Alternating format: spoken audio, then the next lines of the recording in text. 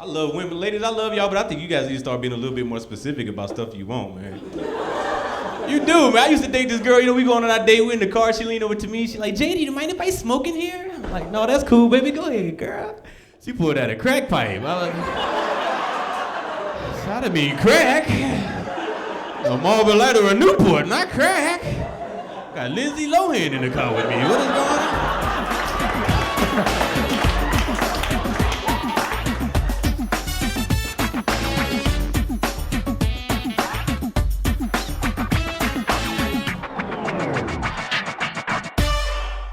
Hi, I'm Tyler Bowe, and you're watching Comedy Time. You ever walk into a room to do something or get something, but by the time you get there, you completely forgot what it was you were doing? So let's just pretend that right now you came here to see comedy. So just stay right there and keep doing what you're doing.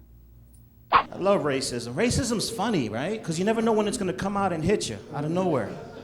It's just crazy. Like one time, I'm in the supermarket and I'm waiting online to get checked out. And you know how you talk to the person in front of you, like while you're waiting, right? So I'm talking to this guy, we're going back and forth. Finally he pays, he's about to leave.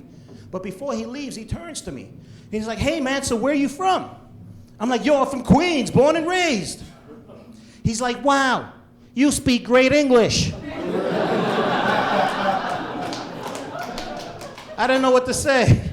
I was like, gracias, gracias. Gracias. Pendejo, gracias. Gracias, gracias. I get that a lot when people first meet me. When they meet me, they always assume that I'm Latino. Yeah, I'm actually only half Latino. My mother's from Colombia, and my father's missing. So, it's only half. And because I was born here, English was my first language. I didn't speak Spanish as a kid. I hardly knew the language, right? But when you come from a Latino family, you always have those Spanish cousins that do speak it fluently. And they used to love teasing me in Spanish because they knew I did not understand what they were saying. Like every time I went over to my cousin's house, he used to be like, yo, Pudge, what do you want for dinner tonight, man? You want chicken or pollo? I didn't know. I was like, give me chicken. Because I'm allergic to polio. I didn't get the shot.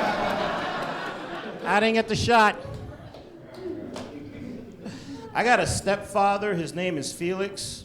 I love him to death because he married my mom and he helped raise me. God bless him. He's everything to me.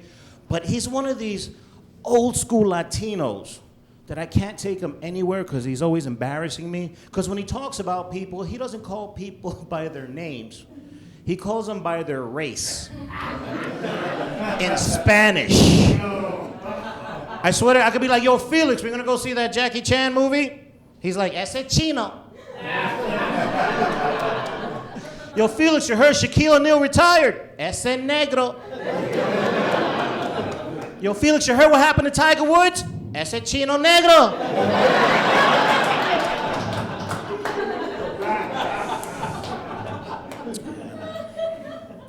So I'm a dad.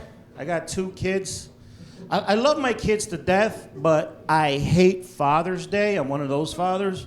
Because it upsets me so much because as a father, my first instinct is to give my kids everything, the best, right? The best schools, the best clothes, the best toys, everything. Here comes Father's Day, my day, this one day. And what do I get? I get a tie made out of construction paper that opens up into a card. You ever see one of these? Every year I get it. Happy Father's Day, Dad. We love you. Sign your son and daughter. Now, a lot of people are like, oh my God, Pudge, that's so sweet. How can you not like that? My kids are 14 and 18 years old. They both have checking accounts. Do you know how hard it is to realize that I raised 2 cheap bastards? You know how hard? It hurts. And it hurts because these kids, they're so expensive. I mean, kids have always been expensive, but today they're more expensive than ever because of technology, right? It's crazy. Technology has driven these kids up. Oh my God. My daughter, 4 years old when she asked me for a cell phone. You believe that? 4 years old. She ran up to me one day. She's like, Daddy, Daddy, Daddy, I want a cell phone. could I have a sidekick? I'm like, sure, cutie, no problem. Bam! Kicked her right in the ribs. I'm like, there's your sidekick. I got so mad. I lost it. I yelled at her. I'm like, who the hell told you to get a cell phone? She was like, Mommy said I could. So you know what I did, right? I ran up on her mother, yelled at her. I'm like, did you tell my daughter she get a cell phone? She was like, yes, she can. She can have a sidekick just like me. Okay. Bam! Kicked her mother in the ribs too. And then she got mad. She's like, why'd you kick me? I said, because it's a family plan.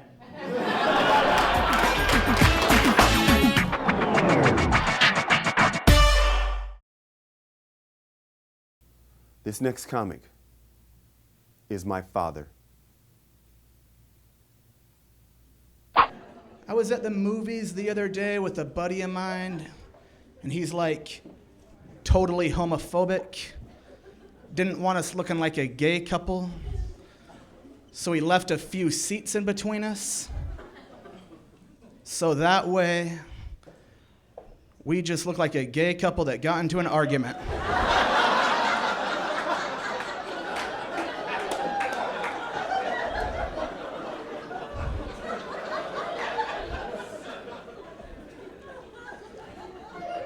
I was hanging out with my grandma earlier. She's an old woman. Went to the grocery store with her and she needs one of those sit-in scoots to get around. Well, some young lazy guy took the very last one. You know, and he was a little overweight, but he didn't need that. And my grandma started crying and moaning so loud that I was having a tough time enjoying my motorized cart.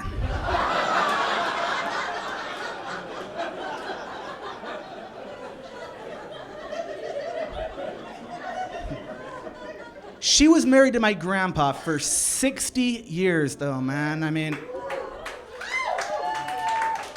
you don't hear about that anymore. I'm sure you guys know half of all marriages end in divorce. I mean, that's terrifying.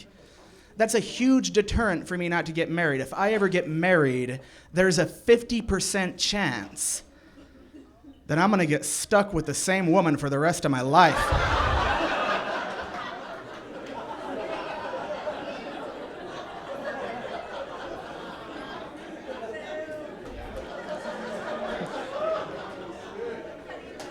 Well, I go to a therapist.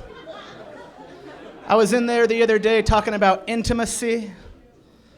Said to me, Andy, what does intimacy mean to you? I said, intimacy is, I don't know, like having sex.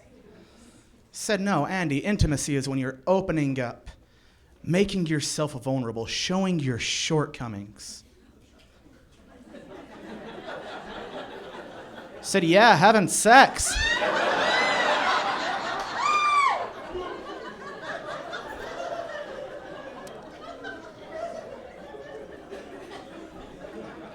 I go to therapy because I'm a recovering heroin addict. Anybody else? Just me again? No, that is true. People always ask me if it's true after the show. I guess it's a little hard to believe because I look like a cast member of the Buttercream Gang. But it is true. I got 3.5 years clean, though, man. Feels amazing.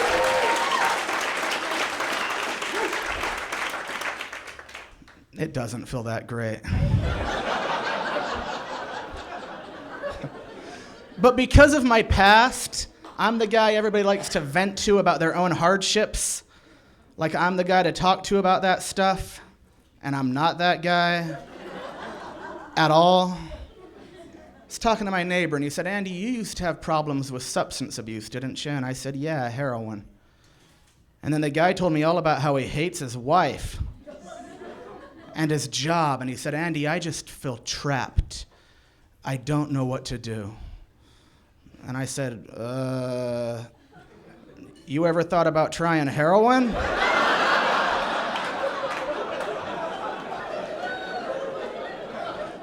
Let's talk about basketball, okay? Yeah. Okay, we're in Los Angeles. I think Magic Johnson is an ironic name for a man who got AIDS.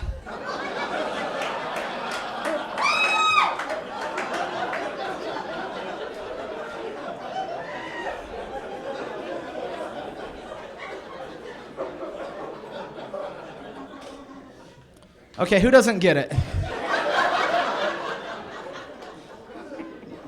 You see Johnson.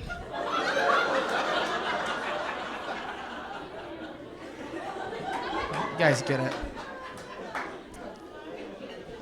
You guys are a good crowd, man. I was in Brooklyn the other night. The crowd I was playing there sucked. After the show, a big group from the audience came up to me and said, "Man, we loved it. You did an amazing job of keeping a straight face." I said, "Thanks a lot. So did you."